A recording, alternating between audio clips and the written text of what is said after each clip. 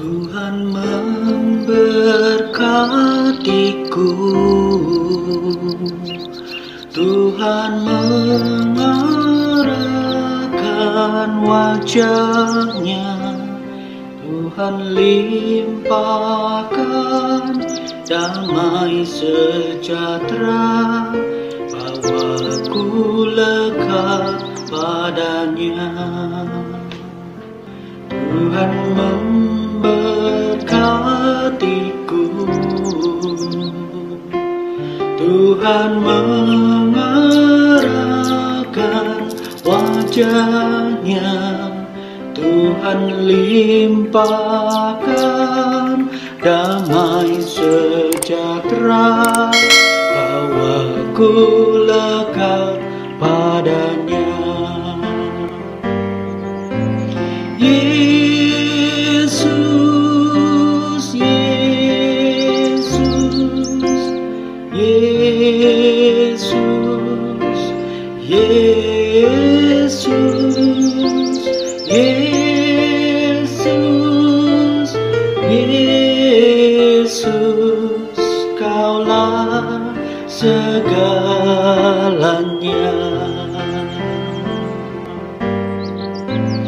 Yesus, Yesus, Yesus, Yesus, Yesus, Yesus, Kaulah segalanya.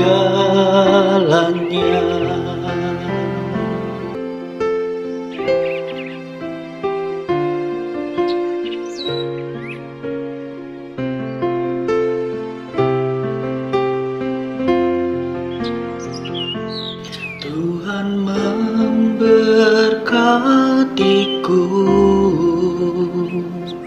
Tuhan mengarahkan wajahnya, Tuhan limpahkan damai sejahtera, bawaku lekat padanya.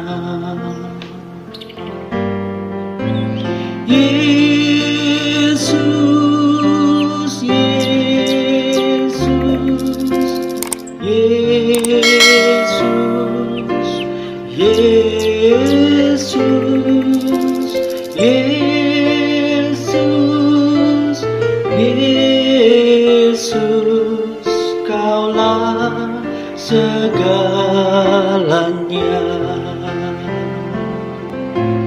Yesus, Yesus, Yesus, Yesus, Yesus, Yesus, Kaulah segalanya,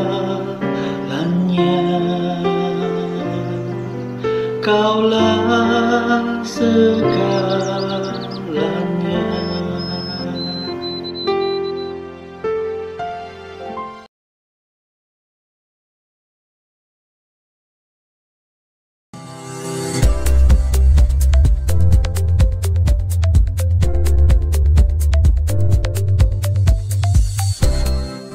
Shalom Bapak Ibu, Yohanes 14 ayat 1 sampai yang ketiga. Yohanes 14 ayat 1 sampai yang ketiga berkata, "Janganlah gelisah hatimu, percayalah kepada Allah, percayalah juga kepadaku. Di rumah Bapakku banyak tempat tinggal, jika tidak demikian, tentu aku mengatakannya kepadamu. Sebab aku pergi ke situ untuk menyediakan tempat bagimu.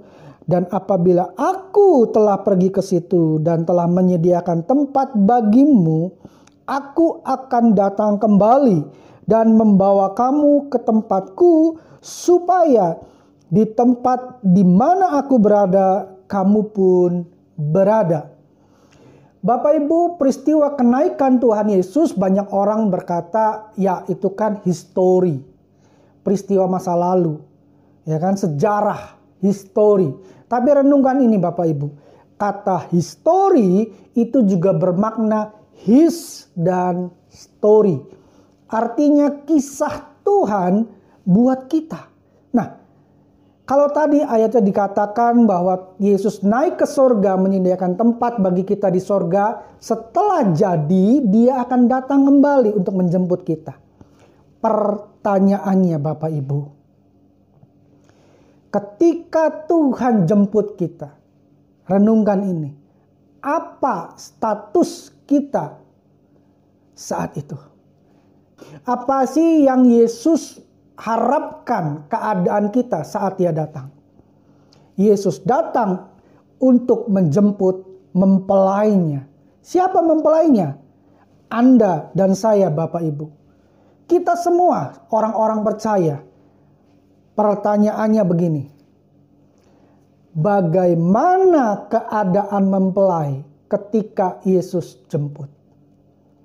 Yuk kita renungkan sama-sama. Tentu bicara mempelai itu tidak pernah ada namanya mempelai anak-anak. Betul ya Bapak Ibu? Mempelai selalu berbicara orang yang dewasa. Jadi mari pastikan kita ketika Yesus datang menjemput kita. Kita adalah mempelai Tuhan, mempelai Kristus yang dewasa. Lalu bagaimana untuk kita menjadi dewasa? Ya, pertanyaan yang baik sekali Bapak Ibu. Bagaimana kita menjadi dewasa untuk kita siap dijemput oleh Tuhan pada saat kedatangannya kali yang kedua? Yuk mari sama-sama kita baca. Dalam Matius 5 ayat yang ke-48. Di situ dikatakan, karena itu haruslah kamu sempurna, sama seperti Bapakmu yang di sorga adalah sempurna. Mungkin ada di antara Bapak Ibu yang berkata, loh itu kan ayatnya bicara sempurna Pak. Bukan bicara tentang dewasa. Nanti dulu Bapak Ibu. Yuk mari kita telaah, kita kupas lebih dalam. Kata sempurna dalam ayat ini Bapak Ibu, itu menggunakan kata Yunaninya adalah teleios. Teleios ini salah satu maknanya adalah full ground atau mature. Tuhan berkata, hendaklah kamu sempurna, hendaklah kamu teleios, hendaklah kamu dewasa. Kenapa kita harus dewasa? Karena kita akan dijemput sebagai mempelainya.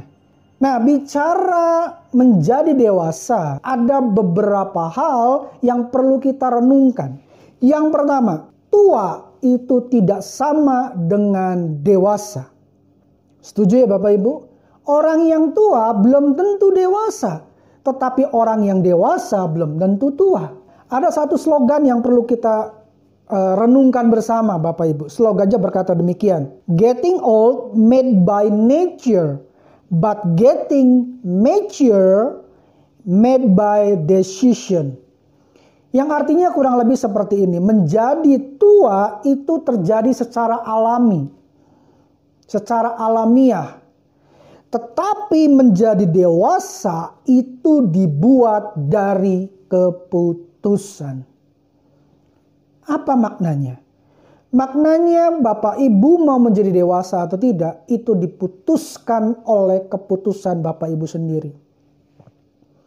Kenapa? Bicara keputusan menjadi dewasa, itu artinya kita akan menghadapi beberapa pilihan. Kadangkala pilihan yang harus kita ambil ada pilihan yang berat. Tetapi ketika kita memutuskan untuk mau menjadi dewasa, artinya kita harus tetap maju. Memilih dari beberapa pilihan yang berat. Keputusan mempengaruhi apakah kita akan menjadi dewasa atau tidak. Apa contohnya Bapak Ibu? Mengampuni. Banyak orang berkata mengampuni itu susah. Susah sekali. Yes, mengampuni itu susah. Ada kalaunya Bapak Ibu. Jangan stop hanya berkata mengampuni itu susah. Ya betul, mengampuni itu susah. Kalau kita melandaskan pengampunan itu dengan perasaan. Kalau kita melandaskan pengampunan itu dengan keputusan, kita akan lebih mudah untuk mengampuni. Ketika orang-orang yang bersalah kepada kita, sekalipun itu peristiwa yang sangat menyakitkan kita, tetapi kita memutuskan untuk mengampuni orang itu, maka kita akan lebih mudah melepaskan pengampunan bagi orang tersebut. Ya, kata mengampuni dalam Alkitab kita itu menggunakan kata Yunaninya adalah apiemi. Apiemi ini punya salah satu maknanya adalah to expire. Bapak Ibu tentu tahu bukan? Kalau makanan itu ada kadaluarsanya atau obat itu ada kadaluarsanya. Apa artinya to expire? Mengampuni.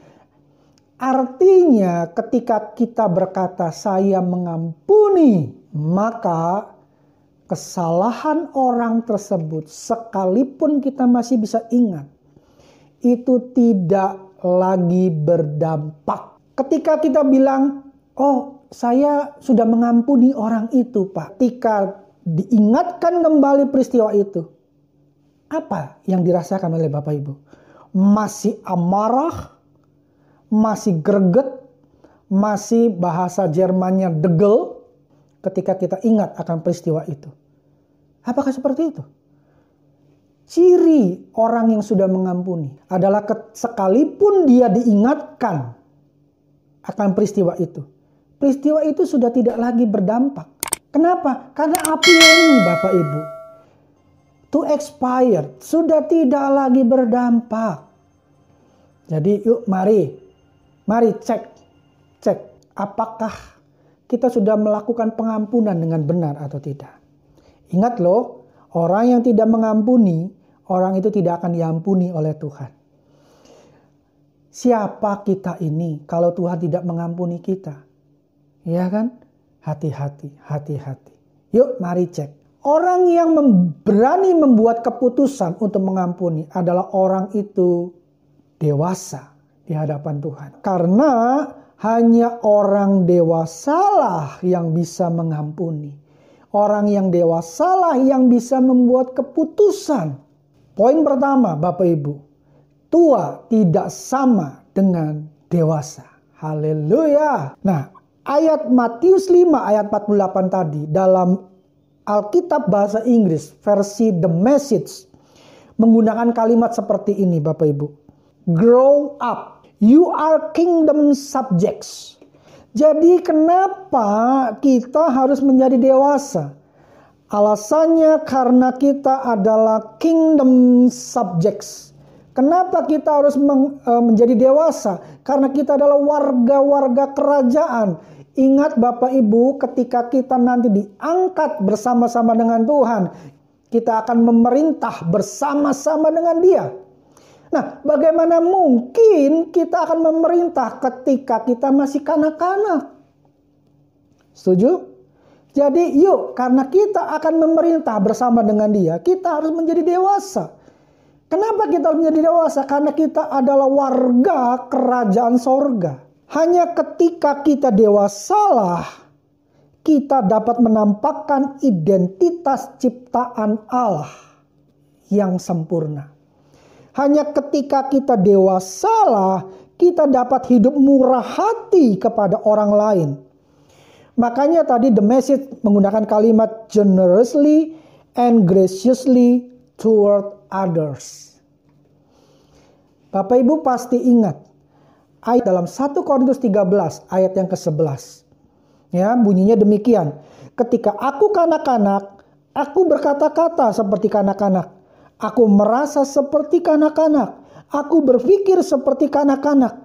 Sekarang sesudah aku menjadi dewasa, aku meninggalkan sifat kanak-kanak itu. Bapak Ibu bisa pelajari dalam Alkitab Bapak Ibu. Ayat yang kita baca tadi 1 Korintus 13 ayat yang ke-11. Itu ada dalam perikop yang berbicara tentang kasih. Apa yang sedang Tuhan sampaikan buat kita? Hanya orang yang dewasalah yang dapat mengamalkan kasih. Karena itu Tuhan berkata, ayo grow up, dewasalah. Getting mature, menjadi dewasa. Ya, be mature, jadilah dewasa. Ketika kita dewasa, kita dapat menyatakan identitas ciptaan Allah yang sempurna. Dengan ketika kita dewasa, kita dapat mengamalkan kasih. Kenapa? Kasih itu dibutuhkan oleh orang-orang sekitar kita. Agar mereka bisa melihat kasih Allah yang Tuhan sudah berikan lewat hidup kita. Amin Bapak Ibu. Mungkin ada dalam diri Bapak Ibu yang bertanya, kenapa ya kalau orang itu hidupnya bengis? Nah, artinya orang itu belum dewasa. Mungkin orang itu sudah tua, umurnya sudah berpuluh-puluh tahun. Tetapi kalau dia tidak bisa mengamalkan kasih, artinya kerohanian dia masih anak-anak. Pertama tadi, tua tidak sama dengan dewasa. Yang kedua, kita harus menjadi dewasa. Yang ketiga, dewasa dalam hal apa? Alkitab versi bahasa Inggris Amplified Bible itu menjelaskan dengan kalimat complete maturity of godliness in mind and character. Artinya Tuhan mau kita dewasa dalam hal apa? Dalam hal pikiran dan karakter ilahi. Dalam pikiran dan karakter ilahi. Kenapa demikian? Karena dengan kita menjadi dewasa dalam pikiran dan karakter ilahi, maka kita dapat menjadi saksi-saksi Kristus yang berguna buat orang-orang sekitar kita. Lalu bagaimana caranya untuk kita menjadi dewasa dalam pikiran dan karakter ilahi? Yuk kita baca dalam Filipi pasal yang keempat, ayat yang ke-8. Filipi 4 ayat yang ke-8 berkata demikian. Jadi akhirnya saudara-saudara, semua yang benar, semua yang mulia, semua yang adil, semua yang suci, semua yang manis, semua yang sedap didengar, semua yang disebut kebajikan dan patut dipuji, pikirkanlah semuanya itu. Renungkan ini Bapak Ibu, renungkan ini. Semua yang baik, semua yang benar, semua yang suci, semua yang mulia, semua yang disebut kebajikan, bukankah itu adalah karakter ilahi? Bukankah itu adalah pikiran ilahi? Dan semuanya itu terkandung dalam kasih. Hanya orang yang dewasa yang dapat mengamalkan kasih. Hanya orang dewasa yang dapat mengamalkan kasih. Karena itu kita harus dewasa dalam pikiran dan karakter ilahi. Ini semua saling berhubungan, berkoneksi satu sama lain. Ketika kita menjadi dewasa, ya, kita akan bisa mengamalkan kasih. Dalam hal apa kita menjadi dewasa? Tentu dalam pikiran dan karakter ilahi. Jadi yuk mari Bapak Ibu, tetapkan, buat keputusan untuk mau menjadi dewasa. Karena hanya orang yang dewasa, hanya mempelai yang dewasa yang akan Tuhan jemput. Alkitab Amplified menutup ayat Matius 5 ayat 48. Itu dengan kalimat, having reached the proper height of virtue and integrity. Yang artinya kurang lebih mencapai puncak moralitas dan integritas yang tepat. Wow, luar biasa Bapak Ibu, luar biasa. Ternyata kedewasaan itu berhubungan dengan integritas. Hanya orang dewasa yang dapat berintegritas. Mari Bapak Ibu, dewasalah. Karena hanya dengan kita menjadi dewasa, kita bisa berintegritas. Integritasnya nampak dalam kehidupan sehari-hari. Karena itu, Tuhan berkata, hendaklah kamu sempurna, hendaklah kamu mature, hendaklah kamu teleos. Amin Bapak Ibu. Tuhan Yesus memberkati.